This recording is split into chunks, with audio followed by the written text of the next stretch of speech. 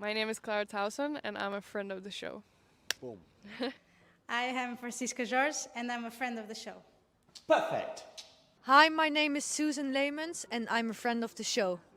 Boom. Yeah. My name is Zainab Samas, and I'm a friend of the show. Boom.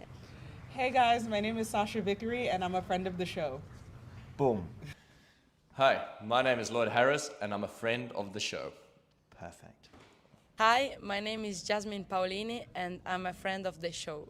Wow, Jasmine, you got it in one time.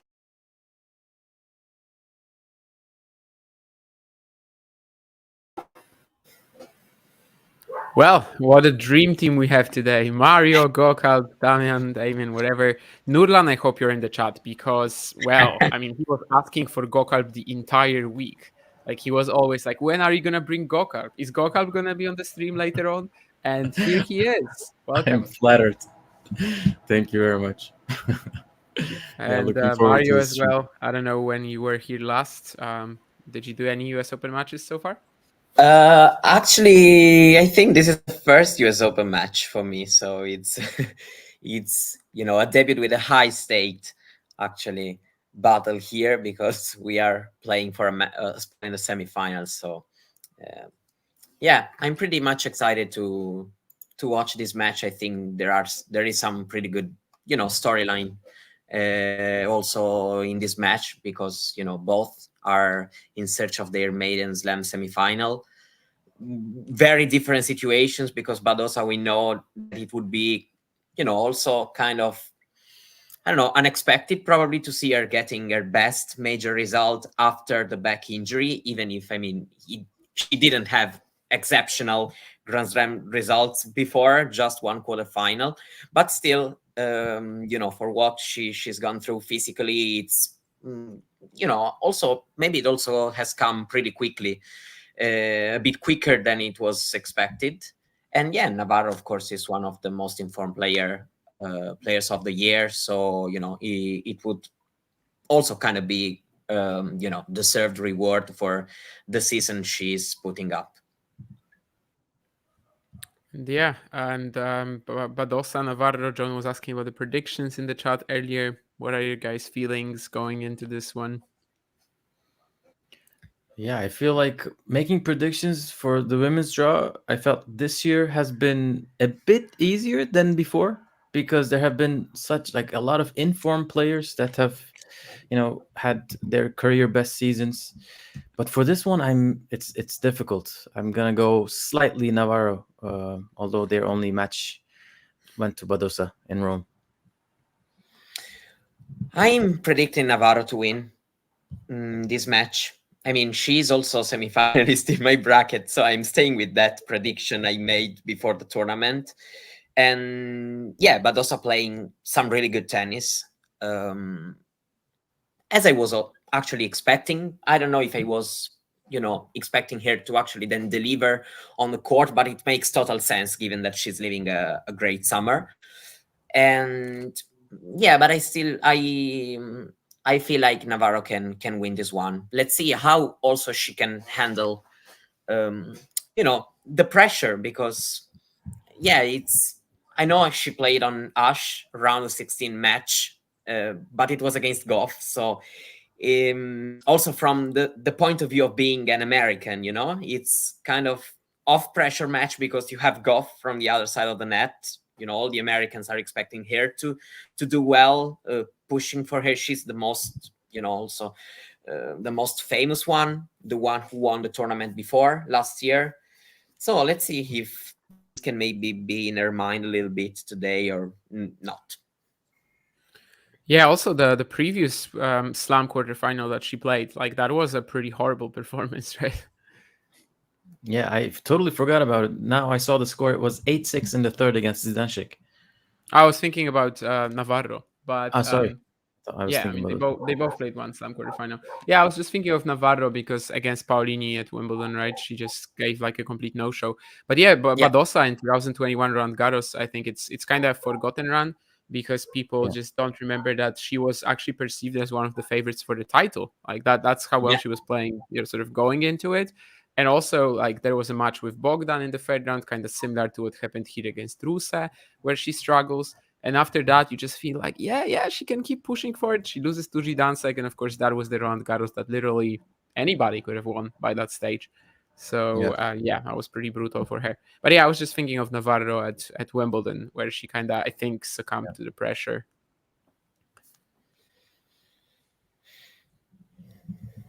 Yeah, I mean, I don't know if maybe that match, but I mean, Badosa can do kind of the similar thing that Paulini did. I think Paulini did really well in that match to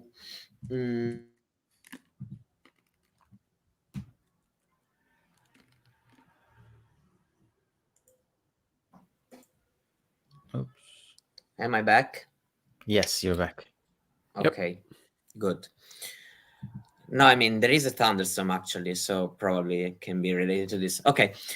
No, sorry. I was just saying that Paulini was good in that quarterfinal in kind of playing high-paced tennis and make Navarro feel like, in kind of a rush, not easy to handle as a maiden Grand Slam semifinal. And Badosa, yeah, she has the chance to do the same. But yeah, let's see. Maybe, Navarro can simply just play better than she did in that match. And yeah, should be a good one. I am really interested. Would be fair to say that she has definitely started better. That drop shot on the first point, now a pretty aggressive winner as well. I didn't really give my prediction. I'm not really going to either. I said yesterday on one of the Talking Tennis streams that I cannot stay objective about this one. I just got really invested into this Badosa to the semifinals storyline, and at this stage, I just feel like I cannot objectively rate her chances against Emma Navarro. I mean, obviously it's pretty close, and it's a big opportunity for both women as well. The third round against Rusa, I mean, Badosa was kind of out-talented in that one. She just basically grounded out in the third set tiebreak, and it was not looking like she was really the better player on the day. So that's kind of worrying, I suppose. But at the same time, I have to notice that over the past year and a half, when she's playing, when she's fit enough to play, she has been actually really, really good. So. Yeah, I didn't realize she had the best Grand Slam season of her career, and it was a sneaky good performance. I most Grand Slam wins this year. I think 2 more than her previous best. Yeah, ELO rankings put her in the top 10. As I said before, we also have to mention that she kind of underperformed in Grand Slams before, her back injury, because she got to number 2 in the world. Won a 1000 event and only reached the quarterfinal at the Grand Slam. And actually, even before that, she really became a top player. She was kind of in that process when she did it at the French Open. So yeah, and she's the one who hasn't started well. 2 double faults to get broken. Early lead for Emma Navarro. I'm in the middle of the second double fault now, just in case you're wondering about my sync. Yeah, we are at the same time, definitely. So Mario didn't know yet. Okay, because based on what you said, she had already missed the first serve when you said it. Okay. Based on what you said, I was assuming you already saw it. I'm sorry. No, don't worry at all. It's the second game, actually. So even the suspense is not that high yet. Yeah, sure. It's not. It is not. Yeah, I mean, Rusa, I remember telling you, Damian, before she played Rybakina at Wimbledon, that I'm usually quite high on her when she's in form. But was she in form? I mean, this tournament, 130 in the world right now, right? Well, I mean, coming through qualies, already winning, 2 matches in the main draw. It's still, for me, quite, still you kind of have a bit of confidence because you won 5 straight matches. And so, also I guess you're right. Against Krejcikova, regardless of Krejcikova's level and the fact that she's not the most consistent player, but still for you as a player, it's a good win. And she was for sure at a good confidence level. Yeah, I obviously I tweeted about this as well, but like with Rusev, I always remember that match against Radwanska at Yeah. Wimbledon, and she just looked like such a talented prospect. Actually, very similar to the Anna Konjuh match for Radwanska at Wimbledon as well. Of course, Anna Konjuh went on to actually beat her at the U.S. Open, I think, later that season. So it's a different story. Konjuh kind of got a lot further in the sport than Rusev. But of course, also has been like just hampered by injuries time and time again. Rusev maybe a bit less so, but she also had some breaks. But yeah, that was that Rusev from the Badosa match really reminded me of that Rusev I loved 6 years ago. And Yeah, thought and that she was another gonna one be a was really strong top talent. 2022 at Wimbledon against Goff. Goff All won right, yeah. 7-5 in the third. So yeah, she has a story of losing these really tight battles against, let's call, of course, top players. Maybe Badosa not as much as Goff, who is a Grand Slam champion, or but giving her form. I mean, the Advanced Cup by 2018 wasn't a top player anymore either. But yeah, like they were all still big names and matches where she performed exceptionally well. And it's a shame we don't see that level from her on a weekly basis. Yeah, I think about there is that she's been injured so many times. Actually, those kind of injuries, also a lot of small issues that kind of disrupted her momentum throughout some seasons. She's never really had, kind of a steady growth or, yeah. And Nurlan is here, and he's very happy to see Gokal. Welcome, Nurlan. Hello. if I had known earlier, I would have come sooner. I don't know. I guess John isn't blocked anymore by Nurlan since he responded. Of course, he does. Hello, Ashley, as well. And hello, Jake, of course. Jake also gave you Gokal a message in Turkish, I would assume. I am a little offended that me and Mario didn't get our haze in Italian and Polish, but well, as you wish, Jake. I'm not gonna give you a Welsh hello either, whatever it is. I mean, Badosa let Navarro off the hook just in that game. I think Navarro was feeling a bit antsy, maybe a double fault, and then a backhand error, 30-all, and then Badosa missed that volley. Exactly. Yeah, that volley was where it all went wrong, right? Yeah, it was. Could have been a break point easily.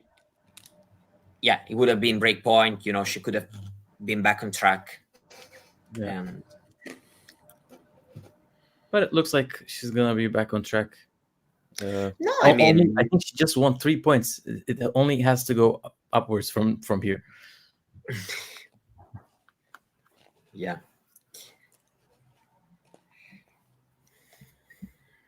It's a matchup where I feel like even if the scoreline is kind of one-sided, you're still gonna see, this rally dynamic that it kind of looks like tough, because it's just the way they play, the way they intend the game.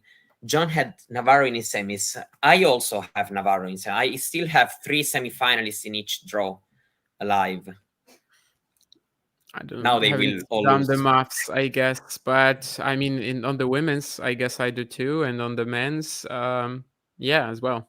No, actually, no, because I had Lehechka, so no. Yeah, my missed one is actually Djokovic, but I had Djokovic losing in semis, so. Yeah, I had a Zverev Alcaraz final, I think. No, I went with Sinner this time. That's why I'm still alive. I think Daniil has an excellent chance on. Yeah, for sure. Tomorrow. I really feel like 50-50. I really cannot say. I really struggle to say. I really feel like 50-50 this time. And who's the semi-finalist you lost on the WTA? I guess it's gonna be in the second quarter. Yeah, in the second quarter. Yeah, I had Osaka there, but I mean, Muchova but I can lose Pegula soon. Taking over, right? I mean, Osaka just basically took over for Muchova. I mean, Muchova took over the Osaka spot in the draw, and it's basically just fulfilling what I thought Naomi would do. So, yeah.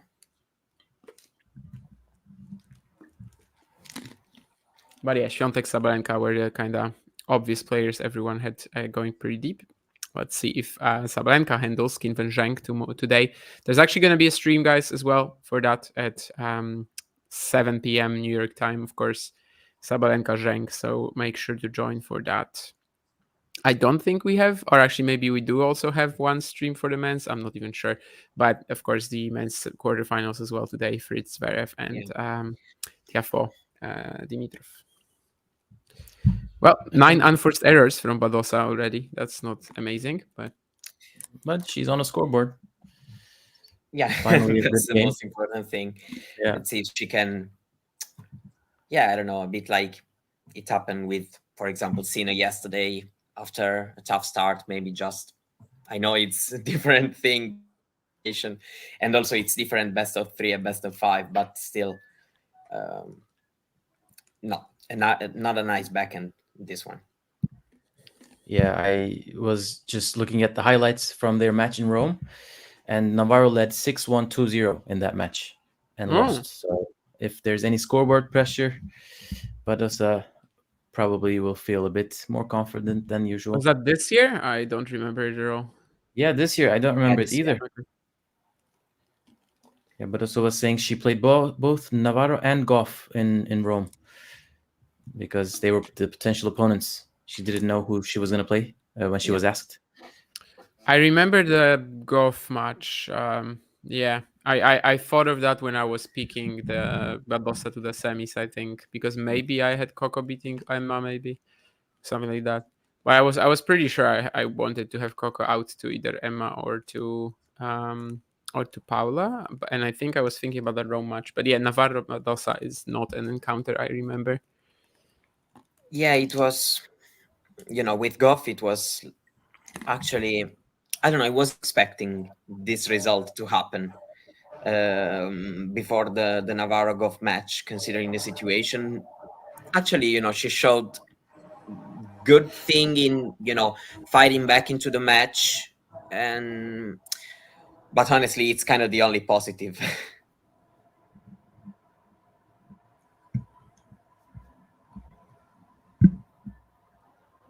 Yeah, I feel like both of them are very nervous because Navarro is playing a bit more aggressive than her usual self, which I don't think she needs in this matchup. And Badosa just missed a backhand that was so easy, shanked it completely. And Navarro is also making some errors. It's understandable. I have the same match. Yeah, Badosa's first match on Ash. She never played here apparently, and Navarro's second time ever. Yeah, I don't know if it's actually a matter about the venue, because in the end, even Badosa, that it's the first time, I feel, that she's used to playing this big stadium, Grand Slam center courts. She already did in the past, even if not here. I think it depends more simply on what's at stakes today. Yeah, generally I agree with you, but I think Arthur Ashe is just so particular. It's so big, and probably the court speed might be different from where the other courts. Yeah, I think it's a little bit slower. That's what I've heard. The first few games might be just adjustment to everything else that's like outside the play.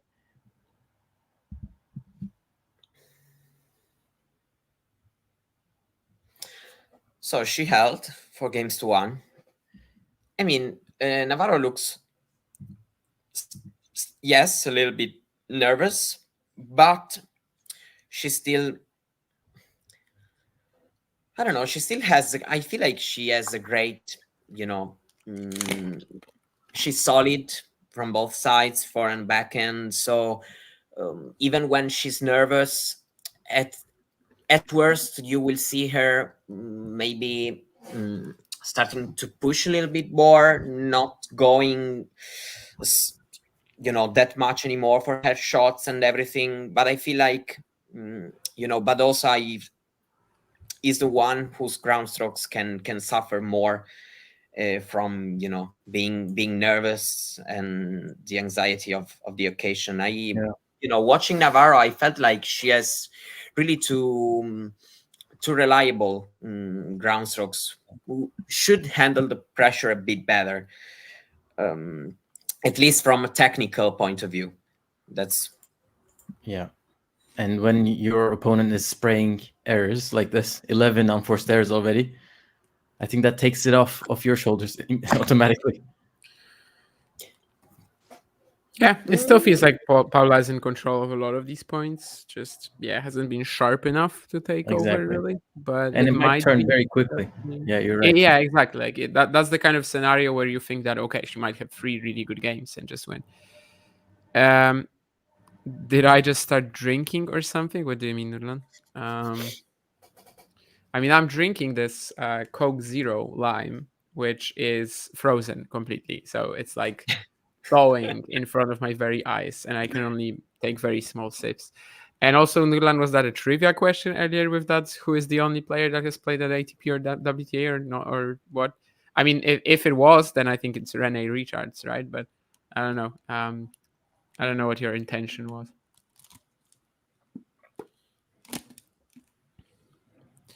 But yeah, basically I'm drinking this like pretty much ice block out of Coke Zero Lime, which is a special flavor they introduced in my grocery shop. So I'm like, well, I mean, since it's special, I might as well pick it up.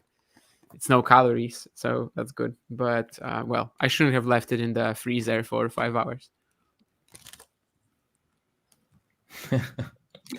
Some calories might have frozen into it by that time. Maybe, yeah, from all the germs in my freezer.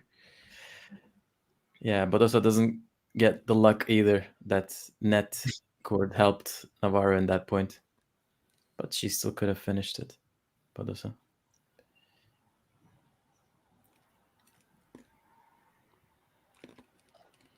Navarro's no, this one goes long, so a chance for Badosa to hold. Yeah, she went back on that return. I'm curious if Badosa is gonna do something about that if she sees it. Seville is 35 degrees. What is it where you are? It's 28. Yeah, I don't think it's horrible here. Definitely a couple of days ago it was like 18 suddenly, like it really fell. But I think today probably a little more. I mean, the last time I was out today was like 10 a.m. So maybe I'm not really sure. But I'll check. 24. Yeah, I mean, it's pretty decent today. Yeah. Yeah, Istanbul. I'm not complaining. Next week is the Szczecin Challenger, where I'm obviously heading, and that's usually when Poland becomes much colder during the summer. Like Szczecin is the event where you go after being at all the events this summer and like kind of just continuously fighting against the sun. You go to Szczecin, you take all these shorts, you take like maybe max one jumper, and then you go there, and especially in the evening sessions, it's just so freaking cold. And it happens every year, you know. I'm just so used to the summer weather that I never pack well for Szczecin. Even though I should know by now.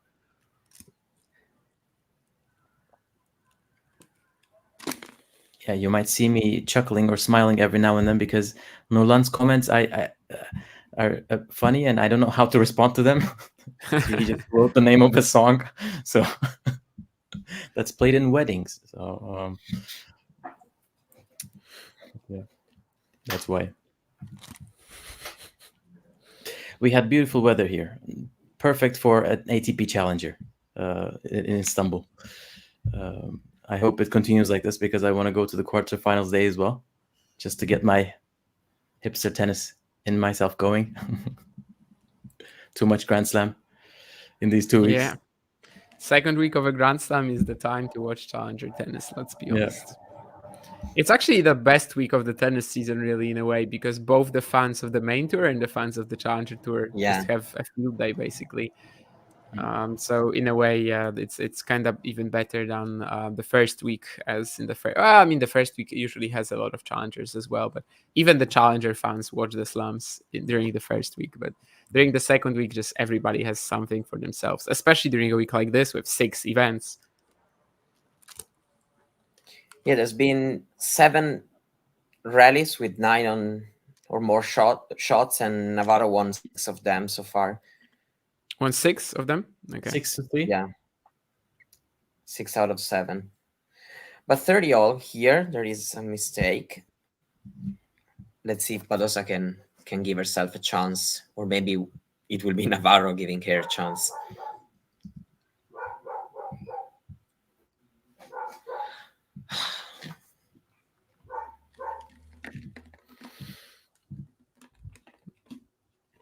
Yeah, Well, I'm curious about that stat for the Navarro golf match Mm-hmm. because Navarro was very good at that at Wimbledon. So she, whenever it gets long, the rally, she likes it.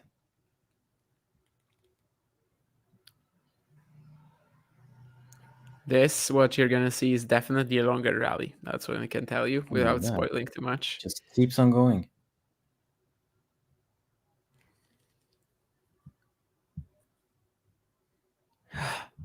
I thought she was gonna miss it. I thought she was gonna miss the sitter.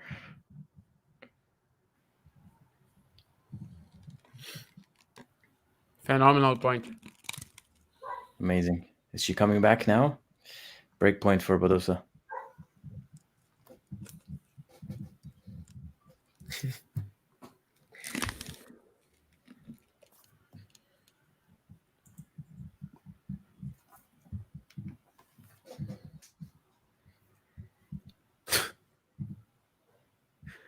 Now John's comments are like kind of what? Okay. Mario, did you say anything about Liam Brody? No, I just say that it went a little bit too far, in my opinion. With the sinner thing. Right, yeah. What a save, by the way. Beautiful angle on the forehand from Navarro. Yeah. I think she wanted to go that aggressively. I don't think so. Yeah, I think she was just upping the spin. She was playing it safe, and all of a sudden, there was a winner. That was my feeling as well. Yeah. Thing is that when I see these things, they really have no consequence. You know, for me, it's forgotten the next day. So it's not really that deep, in my opinion.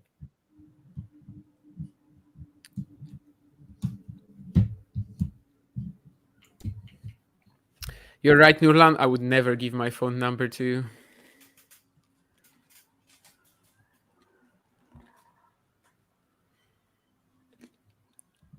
Ooh. That was a poor miss from Badosa. Navarro was just hanging on to that point. Yeah. Barely.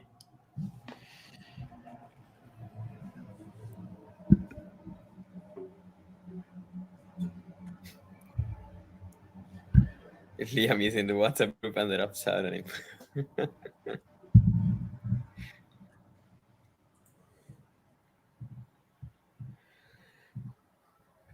You didn't know? It's Tennis Ranter. He's got mad.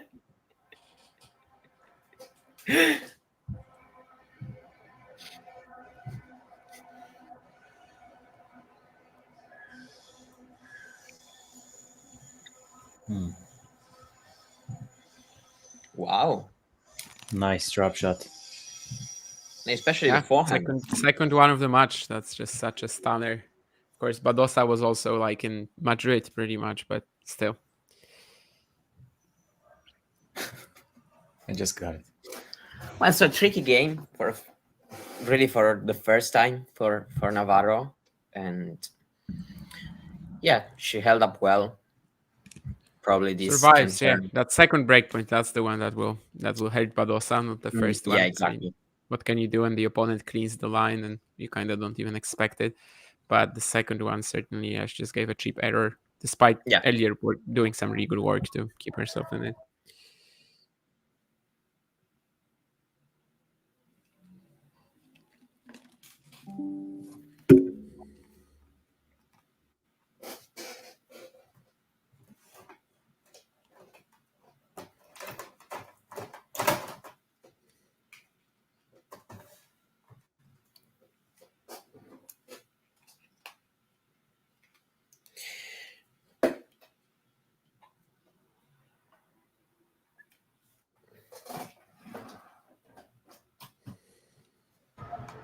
Have you been hearing that Emma Navarro is apparently a very funny person? So people are talking about this.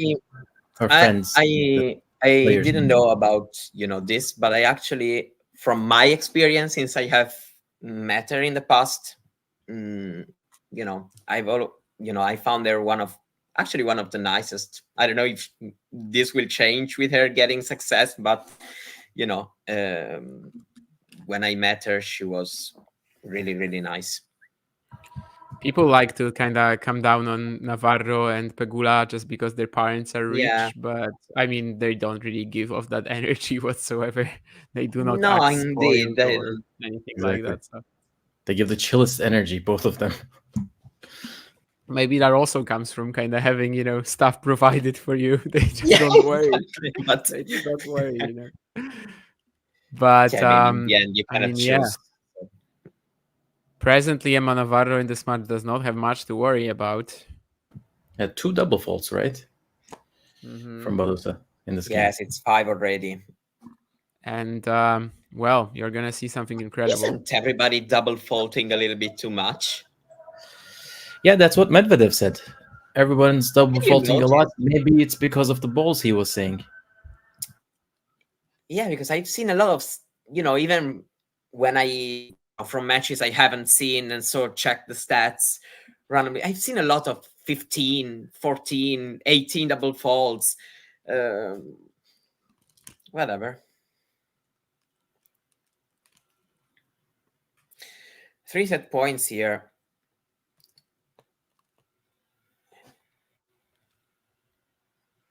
And so yeah, that mistake on the second break point ends up being very costly because Badosa now is in big trouble. Oh yeah, and that pass from Navarro, shot of the match so far. Yeah, saves 2 of them for now.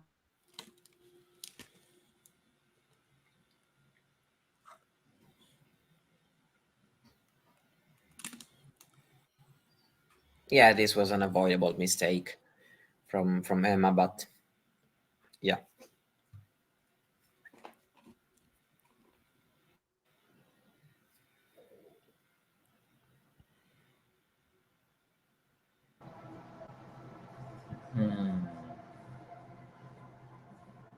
That was a poor drop shot.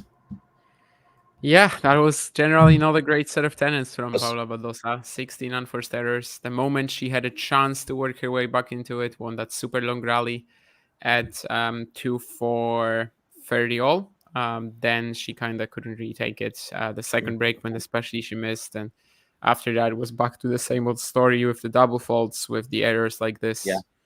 And well, she's going to have to do much better in the second set. So far, she's playing like Emma Navarro in the Wimbledon quarterfinals. Yeah, and also this drop shot wasn't even right tactically. So yeah, not only a missed execution, but yeah, you know how some drop shots are out of errors, out of desperation. It felt like one of those. It was, yeah. It was because she didn't really know what to do. Definitely. But yeah, she has to work her way into this now. Among WTA players, who has the best defense pace absorption skills apart from Coco Gauff? I mean, Gauff, I don't even think she absorbs pace that well. She just is super fast, to be honest. But Navarro is in the conversation. Yeah, I feel like it's not much a matter with Gauff. I don't know. For example, it's not like when we've seen Nazarenka playing Ostapenko, that kind of absorbing pace. Yeah, it's great. Of course, she's a great athlete. She can defend the court really well. And yeah, just her athleticism helps her a lot. Yeah, Navarro. Yes, just what I was saying. I think her ground stroke are really reliable. Also from a technical point of view. So yeah, that's what for me the main thing about her actually. Navarro is not a bad shout, I think, for an answer to this Nurland question, and that's kind of where I'm headed at the moment. Of course, this comes in a great year for her, but yeah. Paolini is this up year. there, I think. Could be, yeah.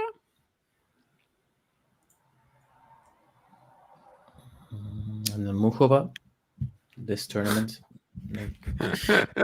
Why don't I like Arthur Ashe? I mean, mostly, to be honest. I mean, I know what tweet you're referring to. Mostly, I was just thinking like, well, it's ridiculous, to post that this is the best spot to watch tennis because you Yeah. posted from like a 10-story building or something like that, and I mean, you're not gonna see much. You're maybe even gonna be watching this on the telebeam rather than on the actual court, which is ridiculous in tennis at least. But I Which don't know. I I mean, did. I've never been to the U.S. Open. I'm not saying I would like to, but it's also kind of still like not 100% serious tweet from me. I just wanted to throw in some beautiful courts that I've been to and kind of, well, show the kind of tennis the kind of tennis watching that I like to enjoy, which is super close to the court, as close as possible, and that's where I feel the best watching. But I mean, obviously, I would like to visit the U.S. Open at some point. And I just think at some point it gets a little bit too big. Like, the tickets are ridiculously overpriced still for sort of the kind of viewing experience that you can get, at least from what I've seen from other people's, photos and stuff. Yeah, but So for I me, don't it's like even the US either. for me What? it's even that thing. Even in the biggest tournament in the world, I would find more, more beautiful staying in maybe a little court where there are fewer people watching, and in the atmosphere. I even like the atmosphere more in the smallest courts. I like So I at some point I realized that like when I'm at a big stadium, for me to enjoy the atmosphere, it has to be like really packed. If I'm at a big stadium and there's no yeah, one there, exactly. I don't really enjoy it. But when it's a smaller court, then I enjoy this atmosphere. And it's like literally me, the coach of one player, the coach of the other player, and that's it. So it kind of Yeah. really depends on the volume, the capacity of the court, how big the arena is. And it's not about not liking the US either, definitely not. But if I went to the US Open, you can bet on me just being on the outside courts for 90% of my time there rather than on Nash. I mean, this year is the perfect actually example of that because for the first week on Arthur Ashe, we had like 0 interesting matches literally Yeah. up until Shelton Tiafoe. And well, that's what it is. I mean, they put the biggest stars there. The biggest stars usually win their matches somewhat easily. And even in the second week of a slam, I would be running all around and catching the doubles, catching the juniors. So yeah, I mean, it's just my tennis preferences really. But yeah, the tweet was like a little like half joking maybe, but well, that's kind of just my brand as well, right? I mean, I enjoy the challengers, I enjoy the smaller events, and I wanted to highlight that as well. I hope you Ooh, have enjoyed my meltdown. your meltdown? Yeah, I mean, I said something in a pretty angry way. I mean, I had the mic muted, of course, but it was, I didn't turn off the camera, so Oh, whatever. okay. I didn't see it, but I also didn't see the first game. Can you tell me what happened? Yeah, so We started Navarro, going on, yeah. it's 5 unforced errors in the first set and 4 in that first game. So she just literally gifted that break to Badosa. Ay, ay, ay. Yeah, let's see if this can be costly, if Badosa, can find some confidence from this, getting herself a little bit up, or, if it will mean nothing. Of course, for the set, it's still very far. It's still so early, but I don't know. After a very tough set for Badosa, Navarro holding serve once again, could have, given Badosa a little bit of a. But yeah, she starts with a mistake here with a forehand. So regardless of what Navarro does, she really needs to, of course, upper level. Oh, Katie Ledecky is watching the match, and they just did a close-up on Navarro's Olympics necklace, which was a nice touch from the director of the show. Katie Ledecky is the swimmer? Yeah. Yeah. Okay. Multiple gold medalist, probably GOAT of her distance. Yeah, she has the 20 best times ever on a distance. I think it's 1,500 meters, I think. 1,500. Yeah. Yes, I think so. It's like Mondo Duplantis, Katie Ledecky. They're like Michael they have Phelps. they have Yeah, their more or name less, on even top if she 20. still has some competition that Duplantis has not. Yeah. Yeah, Duplantis actually broke the world record again after the Olympics already. I don't know Yeah. if you guys saw that. Yeah. At the Olympics, he had a 6:25, and now he's already done 6:26 in Poland, actually, in the Diamond League. So yeah, it's kind of funny how they do it in pole vault, because they could like literally break the world record once by like 10 centimeters, but they always do it by one. They get more money like this. They get more Yeah, fame as absolutely. well. Makes sense. As a child, I remember watching Yelena Isinbayeva break the world record like 10 times as well, and it was actually very compelling. And of course, now Duplantis is doing that. Unfortunately, I'm not a big fan of that because I have to be honest, even in tennis and in general, I'm more a fan of really the competition rather than just the the high level thing of Dominance I don't of know. one athlete. For example, I don't feel like really wanting to watch the pole vault because I feel like I don't know, there's no competition. So That's an interesting point. I feel like for me, I kind of had the same. Like when I was beginning to be a tennis fan, I didn't really enjoy the players that were kind of at the top when they were too dominant. I had the same thing with like darts or I don't know, biathlon or whatever. But I think maybe in athletics it's a little different for me because it's so like basically like mathematical. Like they're not only fighting their opponents, they're also fighting world records and kind of the numbers and stuff. Right. Whereas in tennis, you cannot really compare that. Like you cannot say, this match Novak Djokovic he won 6-6 to 6-2, and he played at a better level than in his 2021 round 2, which was the best match in tennis history or something like that, the best performance. So I think maybe that's why in athletics I kind of treat it differently. I'm actually I think in athletics I'm kind of more drawn to this individual achievements of just athletes who are going to be like at a GOAT status. Yeah, for sure. That's for sure. That's right. But also held meanwhile. Navarro tried to do something better, but still some mistakes here and there. And yeah, it's a bit weird as a match. We still haven't seen both players doing, let's say, well at the same time. Probably we've never seen them really doing well in general.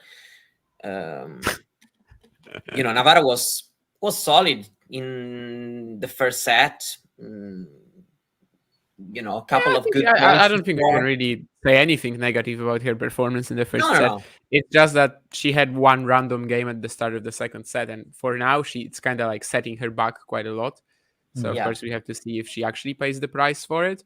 But yeah, like that's kind of the only flaw of her performance so far, and it's of course something you shouldn't be doing. Like, I mean, you've just taken the first set very confidently and you exactly give away a game for because no reason. Your opponent, it's not like she really started playing much better than she did in the first set. So yeah.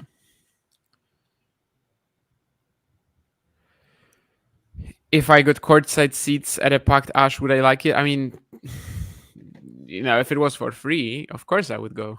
If I had to pay for it, no way. You didn't say you would like it. You said you would go. Those are two different things. Yeah. I guess so. Yeah. I mean, I would like it for sure. Yeah. And Steve wants us to give Gokalp a chance to speak. Now I will talk about Istanbul because I saw Nurlan's comment. Go ahead. So if you don't want to come to Istanbul, or you do, but you need further convincing, this is where East meets West. This is our tourism department's, speech given to you.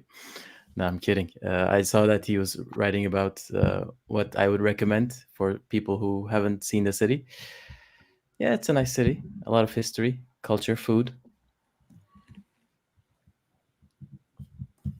passing shot here, not a great volley from Badosa. And yeah, Navarro wins a game in this second set. She stays close in the score, so... John is talking to us through the screen. Is that your blog, John? Yes, it is. Oh, wow. Perfect. 2012? Holy hell. March 25th, Sunday. Nice times before the country went sideways. It's still nice. It's still beautiful.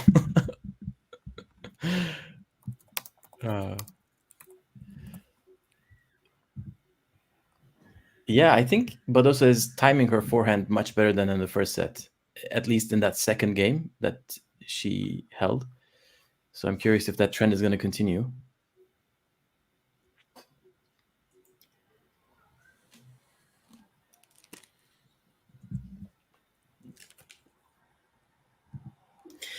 Do you think that to get really Badosa irritated can, with my ice block?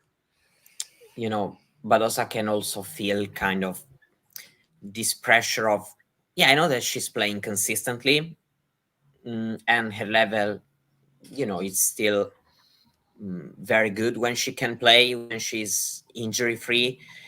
But, you know, given that it's kind of unclear, apparently, you know, it's an injury that she has to deal with it kind of week by week. And can she feel like more pressure in, I don't know, kind of feeling like this is my chance, I don't know whether I get another one?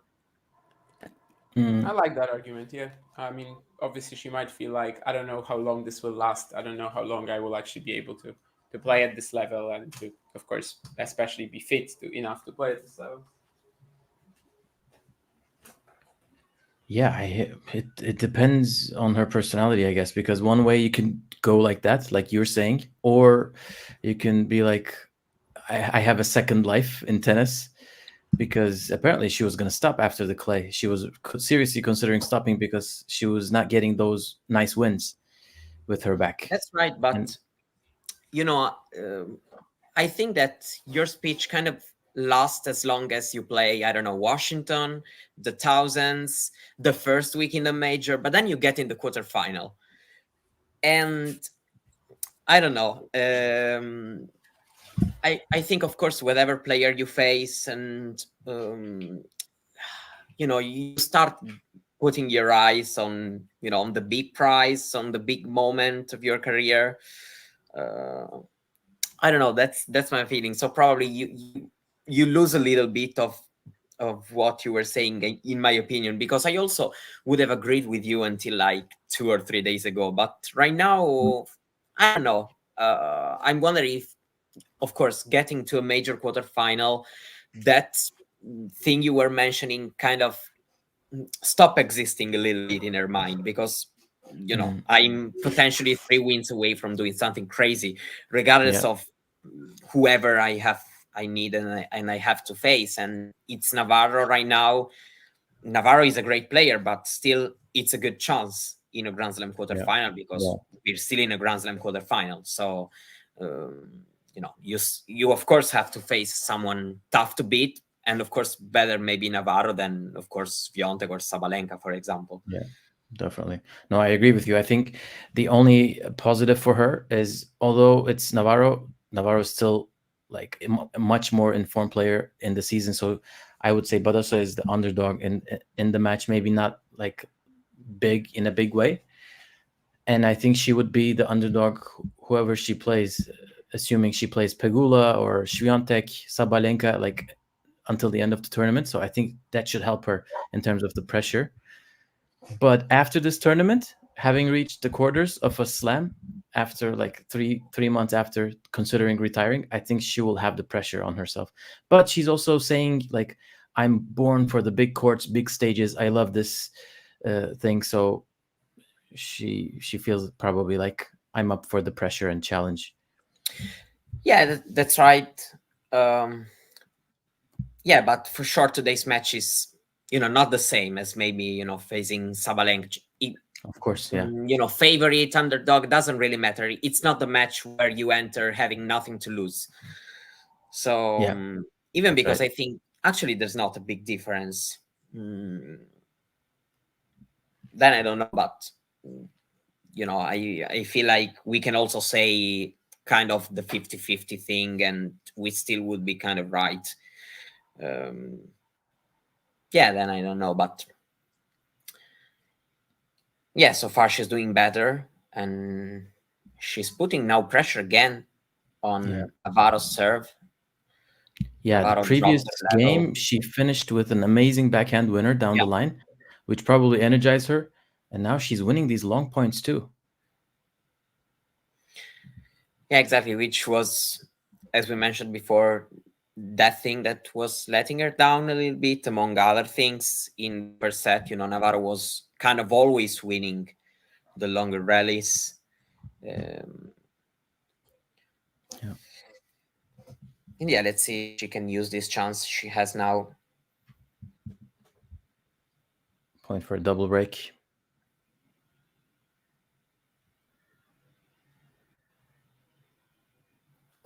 Oh no. What an error. Is that like one of those? You have to get that insurance break. Now it's turning. We'll see. Yeah, still in the game, but that's another costly one. Nurlan, of course, she has personality. I mean, she is with a famous Greek philosopher. Steve wanted your thoughts, Gokar, on the Beatrice Hadatmaya double bounce. Oh yeah, that was hard to watch. I mean, I think in these cases it's always on the umpire, and with the video review, I don't know how the umpire misses it. And like 3 people, the chair and the 2 guys on the screen inside, I don't know if they're any type of umpires or they're just technical people, but like still. But yeah, it's weird how Haddad Maya just walked away, because in the stadium they also showed it on the giant screen. Otherwise, I would have given her the benefit of the doubt, but it was on the giant screen. It was crazy. Yeah, I think the people that they showed to us watching that footage, I mean, clearly they were umpires. In fact, I think the chair had like kind of nothing to do with the video review. They just, they just told her that it's not a double bounce, go with that call. Which, is ridiculous, obviously, that people watched this video review and they thought everything is all right. And Haddad Maya, given that she also saw it on the screen, I mean, I usually give a lot of benefit of the doubt to the players, to be honest, because, well, if you're like not 100% sure that this wasn't, correct, then you're not going to call it on yourself if you're not 100% sure. But I mean, she saw the footage as well. Exactly. With Draper, I had no problem because I trusted that he didn't know what happened. But here you're seeing the footage, so it's a completely different thing. Exactly. And Paula Badosa with the break, after all, winning, well, basically more longer points, just better margin on her ground strokes. Lovely that backhand down the line 2 games ago, And I find interesting the question on the most pressure on the men's side. And I don't know, I feel like it depends. If we are talking now before the quarterfinals, I would probably go with Zverev, because he's on that half where he's the favorite to get into the final, while I get that of course it's big pressure for Sinner, for sure, of course for Medvedev too, because after getting so close to win a second Grand Slam title, this is a big chance, but they have to face each other.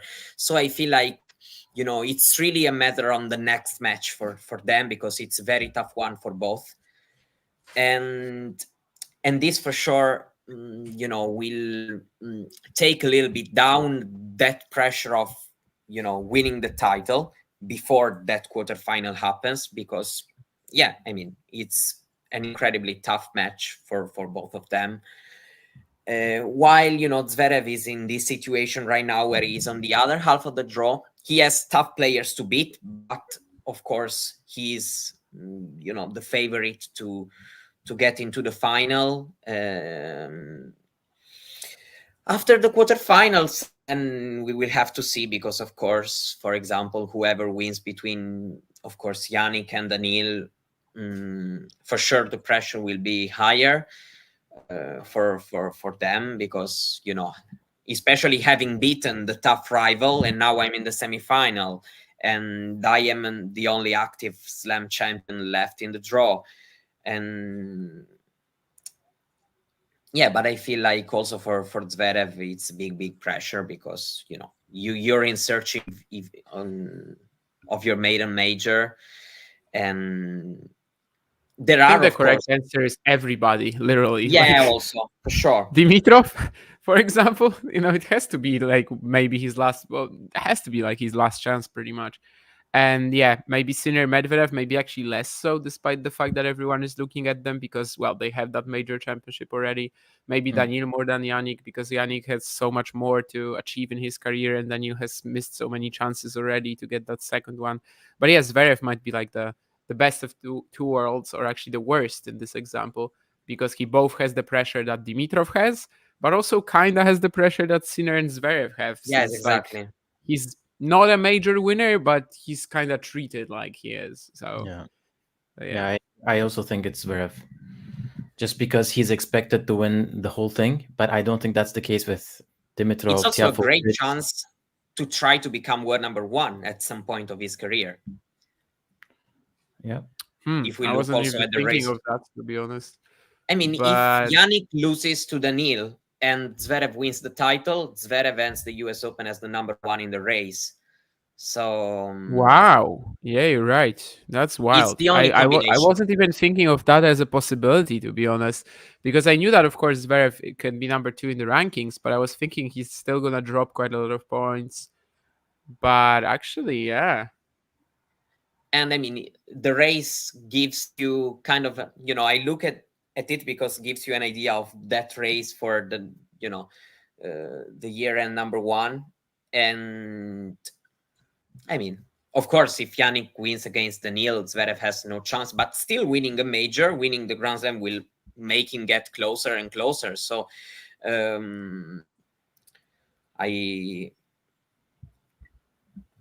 it's a big chance for him, that's for sure. It's a big chance. Yeah, Badosa continues her brilliant attacking in this game. Seals the double break with her own service game hold. I haven't seen Navarro like this puzzled in a long time, I think, because I feel like she tried going down the middle during the rallies, doing angles, and Badosa came up with answers to both. And she's missing forehands now in this set. Another one missed in this first point. Mm-hmm. And Steve wants us to give a percentage chance of Tiafoe and Fritz of actually winning the US Open. I would say 6% and 5%, respectively. Yeah, if Sinner, Medvedev, and Zverev are the 3 main favorites, and I kind of think the title, well, isn't guaranteed to go to them, but like 85, 90%, maybe even, maybe that's too much, but like 75% it goes to them, then yeah, maybe I just give 5% to the other guys. I mean, Tiafoe and Fritz probably have a better shot than De Minaur or Draper. So yeah, like 6, 7% maybe. Josh says combined 10%, which is pretty much what we similar to us as well. The main thing for me is this one. Let's even forget a little bit about Zverev. Imagine that they both get past to him and reach the final. If it's against either Sinner or Medvedev, I take more Fritz chances than Tiafoe.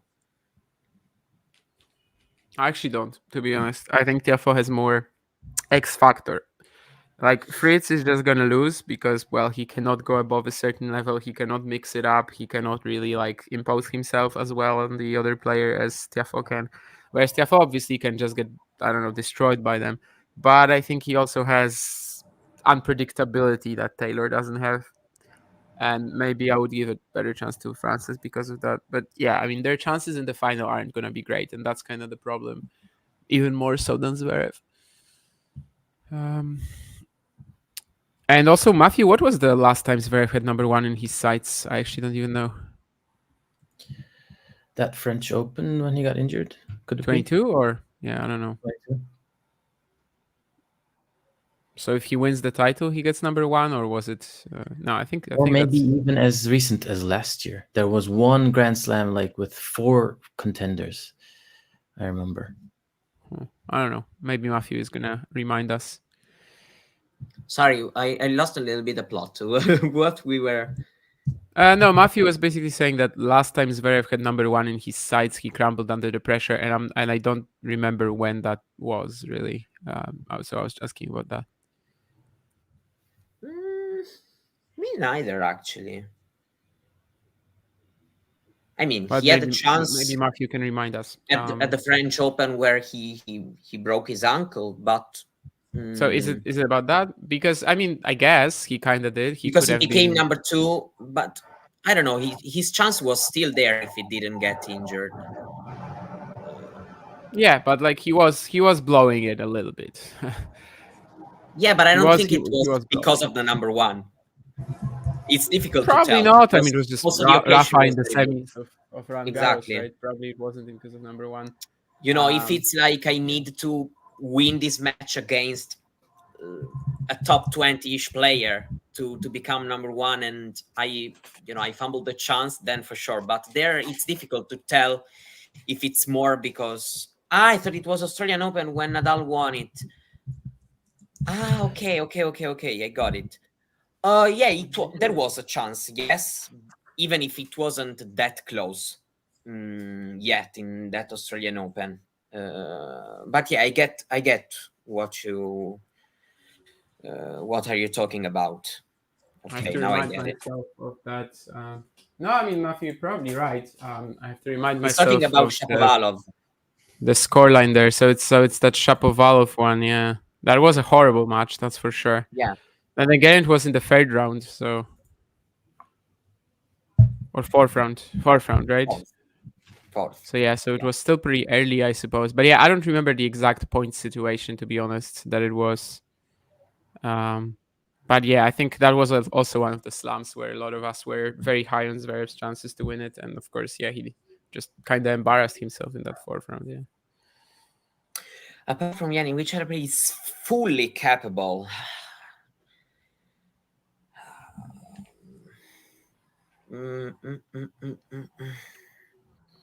Well, it's good that Badosa has that insurance break because this has not been a great game.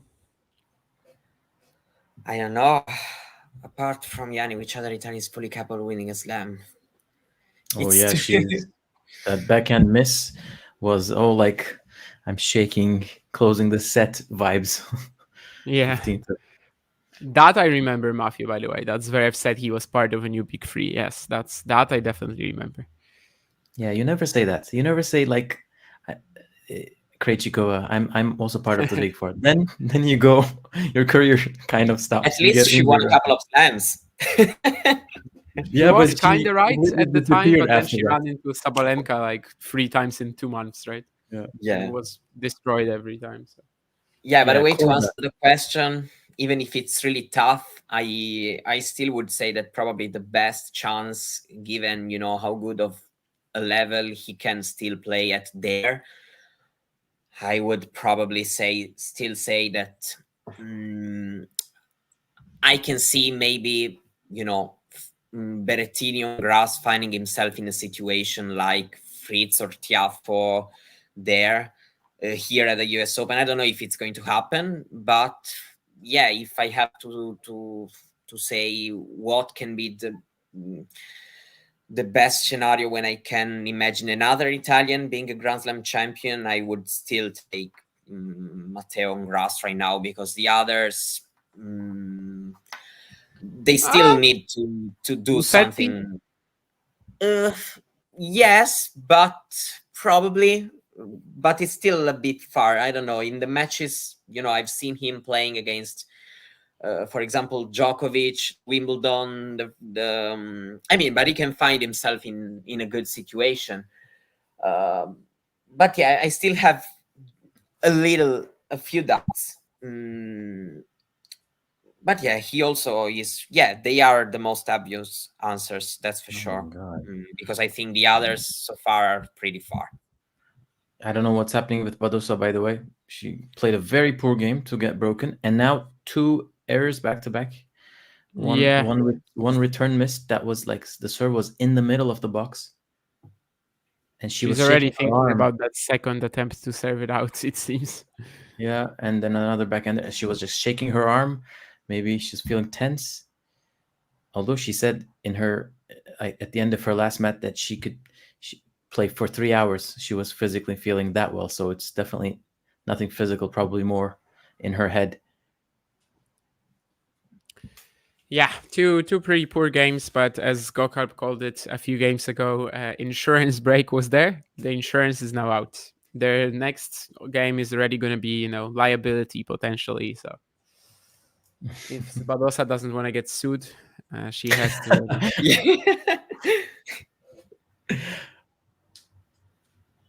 I should have just waited to see how long you were gonna go with that. Insurance, liability, suing. I stopped at the suing. Ah, yeah, 5-4. But also has one more chance to close out the set. Yeah, of course, it will also be very important because then 5 games sold after being 2 breaks up. It's really an uncomfortable situation to be in, also psychologically. So yeah, it just gives your opponent a boost out of nowhere. Absolutely. I don't think Navarro was expecting it. She won 3 games in a row now.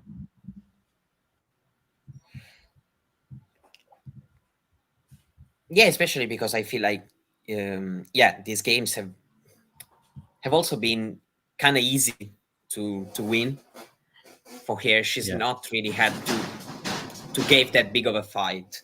That's right.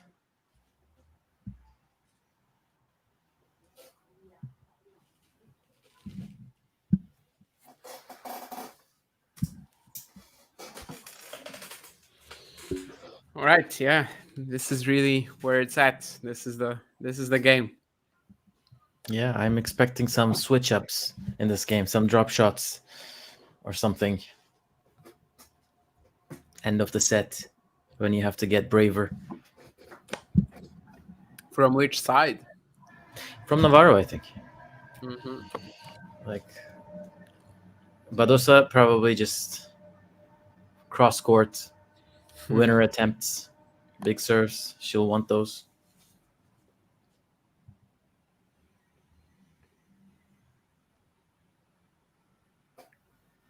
Yeah.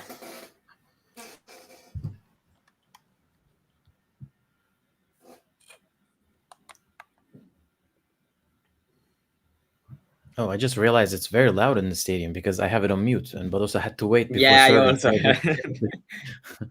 I also had a crowd- mute. So at first I didn't Yeah. understand why there was the this. crowd Then is in it. I saw people clapping and I understood.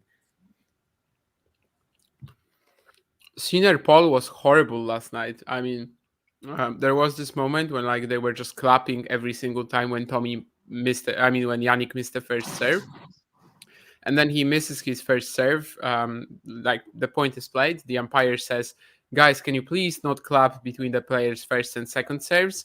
And the stadium just goes quiet. And then Yannick misses his first serve, and they're just laughing straight into his face, the umpires, and everyone is just roaring. I mean, it was the drunk crowd on Ash, right? The 4th slot. So Night crowd. too many honeydews at this stage. Honeydews, like towers. Oof. Yeah, guys, what are we watching here? A double fault. Very. To go after. It's actually quite a streak for Navarro, even if she, hasn't done anything very special. Yeah, 5-1 down, right? And yeah, but also, I mean, she broke to 15. She held to love, as I remember, and now it's love 30. So. Oh my god. I don't want to say the C word, but this definitely looks like choking. I thought it was gonna be the Y word. I have to think about it. Not that far yet. Yeah, kinda. I mean, 2 double faults back to back is kind of the theme of this match for Badosa. At least so it didn't bounce before the net, so it's not like Sabalenka 2 years ago. Yeah.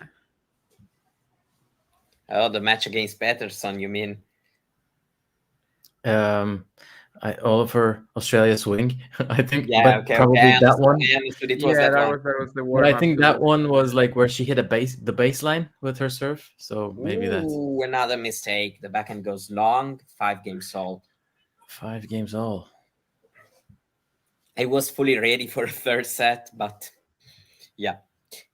I think so was Navarro. Why But, does Everyone Navarro was bring ready. out the double faults in her opponents? Only person in the world not ready was Paula Badosa. and she convinced herself to bring it to 5-0.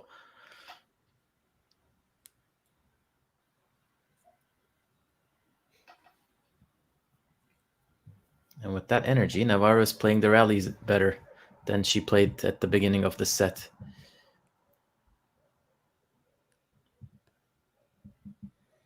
Yeah, and like Mario was saying, like she doesn't have to do too much. She didn't go for big shots, spend like mental energy. I think it's 14-1 across the last 15 points now. Yeah. And well, this is pretty brutal.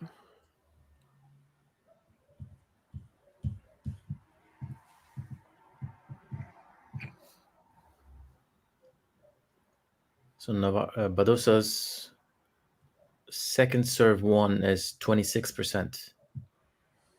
And that's half of it, only half of it is to blame on the double faults. Yeah, I would also like, I don't have it right now in front of me, so I will probably check after the match. But also in this last 15 points where we saw the graphic, how many unfirst errors she hit. So I can give you a bit of an idea because Navarro was at 4 winners, 10 errors when Badosa was 4-11. And now, but Navarro is the same, but Badosa is 4-18. So Yeah, she so has basically 7 more. 1 out of 2 points in this stretch. And also Navarro didn't make any errors when Badosa made 7 in like 3 games or something like that. And the frequency is very high, like you're saying.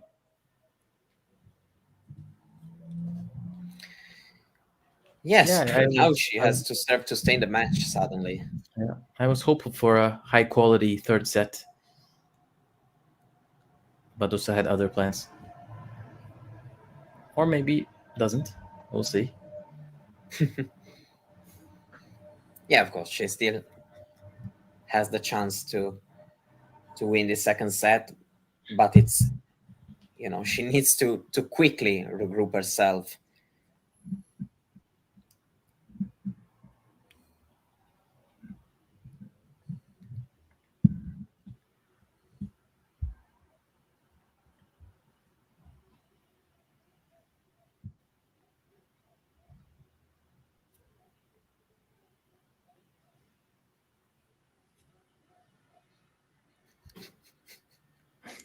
No, did I say second? I was thinking third, like deciding. No, I heard third actually. Come on, John. Okay,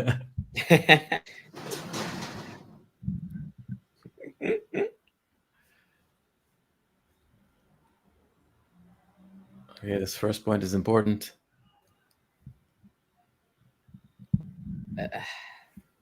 Oh, ouch. A good Yeah, winner. I mean, she's like on the verge of crying right now. Yeah. Yeah, I mean, it's for sure a tough situation. That's for sure. So I think she answered your question from before. And she probably had to have put a lot of pressure on herself because otherwise, why would you just disappear going up 5-1 in the second set?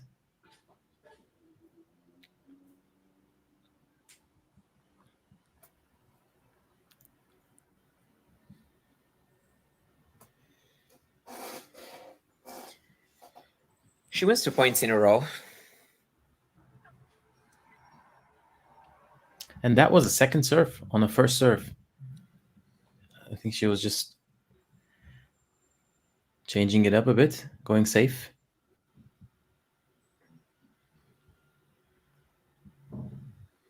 30 all. Big point.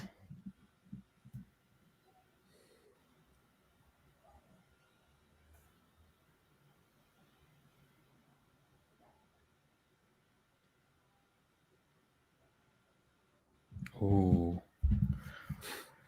We have match point. Nice forehand from Navarro. I have no idea what happened in the last 30 minutes. Yeah, it's difficult really to... From 5-1, she's about to win her 6th straight game. Oh, that's a bit lucky. And that's it. Emma Navarro is into the semifinals at the US Open. 6-2, 7-5. She finished 6 games in a row. Yeah, she started the match with a drop shot, finished it with a drop shot. Yeah, right. You're right. But that was the shank of shanks in the middle of the rally. Great moment for her. Navarro in the semis. Wow. Not only that, but yeah, she will for sure improve her best ranking, even her new ranking even more. Because she was 10th before this match, now she's 8th, and only Haddad Maia can potentially overcome here. So, I mean, this is crazy. She was playing ITFs last year this time. She was going in and out. She was playing WTA 125s in like May, ranked 20. Emma I think she was feeling homesick. She was just homesick. That's why maybe she played those. She's Pegula, you know? She's literally Pegula version number 2. Like, Pegula also just plays everything she can. Mixed, you know, doubles, singles. They just love playing, you know? Yeah. And in many ways, she's actually Pegula version number 2. Like, you know, she only she thing is that also has a she similar had her breakthrough earlier in her career. Yeah, but like similar type of play style, even maybe sometimes, and then kind of how they approached that top player matchups and like kind of couldn't beat them, but were super solid, and that's why they were in the top 10. Maybe with Jessie, it's changing a bit now, but yeah, I mean, what Badosa did today. Yeah, that was not as rough as that was kind of as rough as Navarro's Wimbledon quarterfinal performance. So yeah, I also work in the other way, you know. Right now she's in the semis, and I guess many people would be like, oh, hope we have the rematch with Zhang after the Olympics drama, and that's why I don't want it, please. I would have wanted it, but it's too unrealistic for me. Otherwise, I would have definitely wanted that popcorn match. I really would don't stay for the care. handshake, but I know Sabalenka is just too strong this tournament. Yes, but I don't know. I feel like this should be still a difference. I would be surprised if it's the same story as the Australian Open. Yeah, and she's year. still a favorite, of course, but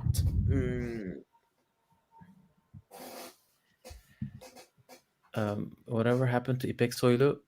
Injuries, and she's retired now, unfortunately.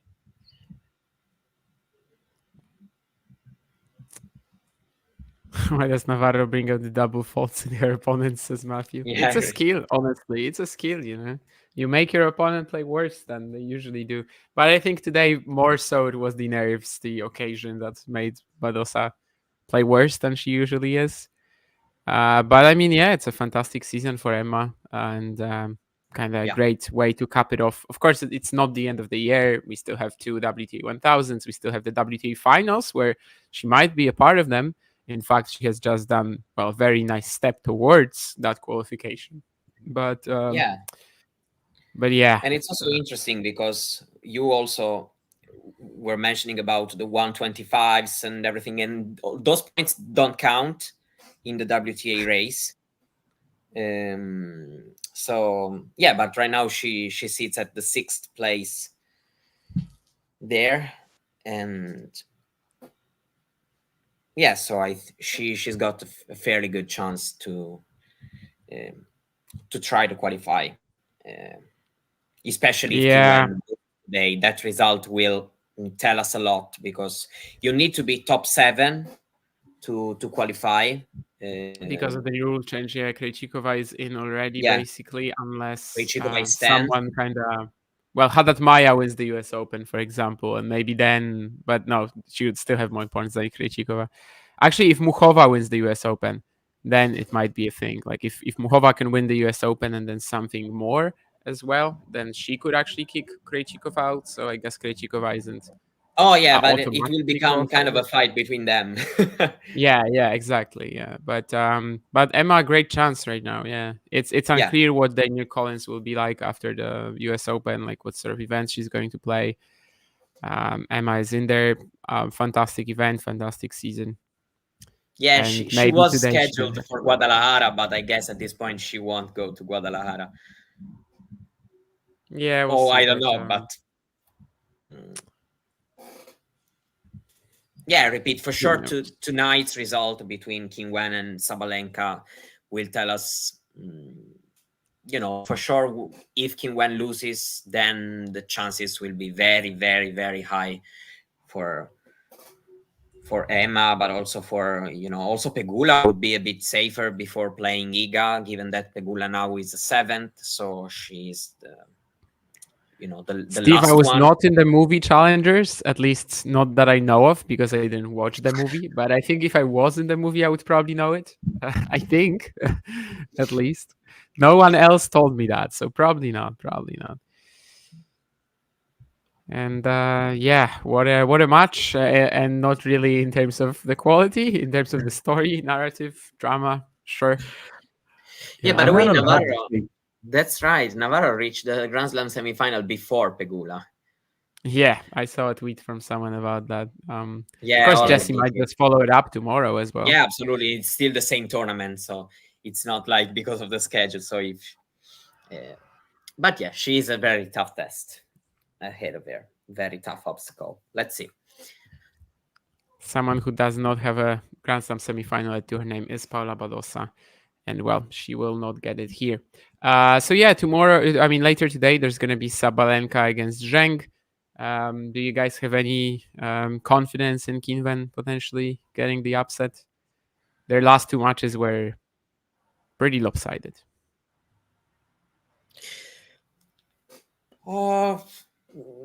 Yeah, as I repeat, I think Sabalenka enters again as the favorite in the match, and I'm actually expecting her to win. But it will be important for me to see, actually the process also in the matchup, if Qinwen can hang it in it better, and I feel she should. She's playing good tennis right now. She's in good form, in good confidence. She's she's in the right place to try playing a good match and thinking about upsetting Sabalenka. Then maybe it doesn't happen, but yeah, I would be a bit disappointed to see the same thing we've seen, at the US Open last year and at the Australian Open this year. Yeah, I agree that Sabalenka is the favorite. I mean, it's probably very obvious, but Zheng Xiuman is coming with confidence. She said that she was a bit nervous at the Australian Open final last year here. It was even a worse match for her, but it was her first quarterfinal. Now, after the Olympics, she said that, after the gold, she didn't stop working. Like, apparently she did a bit. Like, she kind of lost motivation after the Australian Open final. And she's physically holding very well. I didn't realize that after Cincinnati, she flew back to China for some ceremony, came back to New York in like such a short period of time. But she's so hungry in these matches. She's not shying away from any big, clash. Anisimova first round, Vekic, like that final rematch in the 4th round, Erika Andreeva, Niemeyer, these are not like easy opponents. So I think she'll have confidence. It might be a very good match, but Sabalenka, I think, will be too strong for her. Yeah, I mean, what we saw last year and what we saw in Australia was pretty telling. When someone is hitting like that deep heavy of both wings, it's tough for Qinwen to execute her game. She needs a bit of space. I don't know. I don't really see it. I think Vekic is a very different opponent with just different type of ball striking than Arena. Much more early timing rather than actual heaviness. And this one seems to be like a lot worse. Rybakina, Sabalenka are just very rough for Kinven so far. And I don't really know what would have changed since then. Maybe if she has like a remarkable serving day, or of course there's always the chance that someone like Arena will have a slightly slower part of the year, like slightly weaker performance. But yeah, we haven't really seen her recently, and she seems back in that Australian Open form / last year's US Open form. And our producer also wanted us to talk about Sinner Medvedev for 5 minutes, if you guys still have time. So yeah, I mean, we already talked about this, I guess. Mario and me mentioned that it's like a 50-50 for us. Are you also of that idea, Gokal, that Medvedev has a real shot at Yannick this time as well? Yeah, I think so. I feel like he's gonna get the win, although I don't think it's like 60-40, but I think he's like slightly ahead for me. Maybe it's because of his press conferences or his stats. He had a very nice draw, Medvedev, but still, like, he had this beautiful first week. So I think that brings some confidence, and I think he's hungry to play these kind of matches. Like his win over Alcaraz last year, Alcaraz wasn't very good, but still Medvedev showed up and he showed that he wanted to play those kind of matches. So I think he's gonna get the win against Sinner. And just one thing, a reporter was asking him, like, how are you going to get Australia out of your mind? Something like that, the match in Australia. And he was saying, I'm going to think about Wimbledon. they forgot about that match. So yeah, it's a stupid question. Yeah, exactly. When you said it, I was like, well. I mean, it wasn't exactly like that, but Medvedev was saying, like, yeah, there's the match at Wimbledon as well. So yeah, I would have, it could have been kind of an intelligent question. I don't know, it was the final. Yeah, if it was the final. And so, the only other Grand Slam final they have played, it's Australian Open. And so, it would have made sense. But it's a quarterfinal. So Wimbledon was the Grand Slam quarterfinal as well. There was also, for example, Miami, even if it's not best of 5. I don't know, many things happened since then. So I don't really think. And also, I mean, I don't know if I have to... just to analyze, I really think it's, this matchup has kind of become more or less a 50-50 if both players are fine. Medvedev, for example, served incredibly bad in Miami, and this made all the difference. And we've seen, that kind of straightforward win for Yannick. Then again, there's been close matches, Vienna, Beijing, even if it was a straight sets, and Wimbledon, of course, and the Australian Open were very close matches. So yeah, for me, it's really a 50-50, even because we can argue that on the hard courts also they are, they are the best. Of course, there are other players into the conversation, but it's also their surface where they've got the biggest wins of their careers, when they've got the biggest things. And we will know that it's going to be last match of the day. I already knew, but the order of play now is out, and so we have the confirmation of this. I don't think it makes any difference. It was just to say everybody that that it's confirmed. Yeah, I really struggle, actually. I have to be honest.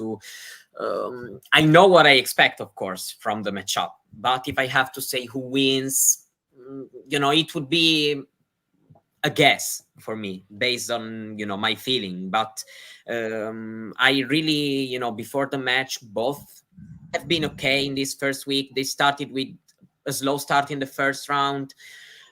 After that, they've played well, I would say. And maybe Medvedev hasn't served that well yet, and probably would need that, serve level to improve even more. But overall, I feel like both have their shot, and it feels for me kind of a 50-50 clash. So. Yeah, appreciate the confidence from Gopkalp. I think it's really high time that we stopped treating Medvedev as like someone who cannot win matches on hard court against pretty much anyone. Like, I don't know, or even Wimbledon against Sinner in the quarters as well. That match against Carlos, of course, last year is the perfect example of everyone just writing him off. Whereas, yeah, it should not be the case at all. And yeah, what I'm gonna say is that I kind of do tend to lean Medvedev as well. I think Yannick still has a few like potential best of 5 weaknesses that he can kind of work on, and just perhaps in the humid conditions in New York, then you can grind him down. I mean, this is not going to be anything like I'm not going to be discovering America here, but I mean, when Medvedev beat Sinner at Wimbledon, Carlos was awaiting in the semis and now he's not. So like, well, Medvedev wins this one and he becomes the favorite for the title. And that's also massive. That's also really something that is going to be a factor. I don't know if a positive or a negative one in his mind, really. Maybe he's not going to be thinking about it. He shouldn't be, obviously. But just in terms of the actual sort of importance of this match, yes, it's absolutely massive. The winner of that will be the winner of the title, will be the favorite for the title. Maybe they will also kind of feel like, yeah, this is a small final. We shouldn't be meeting in the quarters. Of course, there's still Zverev in the event, but yeah, I think it's absolutely massive, and it's pretty much a 50-50 for me as well. I just think that Medvedev has a really, really good shot to take this, and I'm pretty pumped for it. Yeah, it's going to be a huge clash. I know that some people even said that this shouldn't be happening, that like, you know, number 1 against number 5 seeds shouldn't be playing in the quarters. Well, that's the draw system we have. I think that clearly we are going to have a cracker here in the quarterfinal stage, and I wouldn't be surprised if it goes 5 like at Wimbledon. Yeah. No one was saying that when Casper was number 5. So yeah, it all depends. Yeah, it's just sometimes that fluctuation is nice, sometimes it's not. I don't know. I think it's I guess fine. I would be for surface specific seeding systems, but like you had at Wimbledon. But in this case, would it really change much? I mean, Medvedev would still be right 4 or 5 pretty much. So but anyway, yeah, that's not really, because it's not like the others have got, you know, bad hardcourt results. All the top 5 is great on hardcourt. So yeah, absolutely. So yeah, so yeah, that's it. I think from a matchup point of view, I think everybody knows what we can expect, and I think being such a high stake match, I don't think we'll get to see big surprises.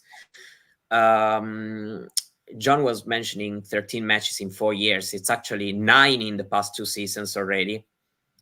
And so, and I'm pretty much sure it's been the most frequent matchup over the past 2 years, because it was 6 last year, Medvedev and Zverev, but this year they've only met once, I think, at the Australian Open. So, and that's because they keep going deep. That's because they keep going deep in these events. They've played a lot of finals against one another, semifinals, now quarterfinals as well. Clearly, it's been one of the best rivalries of the last couple of years, even if it's so lopsided. 6-love, 6-5. Now we have one more win with Medvedev. I don't know what's going to happen later, but we kind of are at about an even playing field at the moment, it seems, at least in this event, at least in conditions like this. So yeah, hopefully it will be just amazing. And yeah, I guess that's more or less what we had to say for today. There's going to be a stream from Sabalenka Zheng. There's going to be a stream from Tiafoe Dimitrov, as you could have already read in the chat. So make sure to tune for that. You can see them on the screen as well. 10K subscribers before the end of the US Open. Go for it, guys. I think we gained at least 1 subscriber today. As Steve mentioned, he was going to do it. So hopefully he wasn't the only one. And thank you for that, Steve. Thank you for everyone in the chat. Thank you, Mario Gokalp. Anything left to add, guys? Thank you. Thank you. I don't know. I think the only thing is maybe just to close on the Medvedev-Sinner match. And I think that probably I still think that in the biggest moment of the matches, who needs to really up his level is Medvedev, is the things are, as we've shown, we've seen lately, Sinner also having been able to win ugly, for example, in Cincinnati, and Win also playing well, but peaking at the right moment, like yesterday in the first couple of sets. Let's see if this will make a difference now, if I'm thinking about it. Nice. Well, Well, that's it. I have nothing else on Medvedev Sinner. Now this was my second kind of lull match in a row on the channel, so I'm hoping to break that streak. It was Rybakina Fernandez with like 85 double faults. Now this today. So next one, I know it's gonna be good because two of these matches in a row. But it was nice. Yeah, nice talking to you guys. Nice with everyone in the chat. Yeah, so I think that we can close here, right, Damien? Yep, absolutely. The producer, this is your sign. Bye, guys. Bye-bye. If you enjoyed this video, make sure you hit that like button. Don't forget to subscribe and click that notification bell so you don't miss out on all things tennis.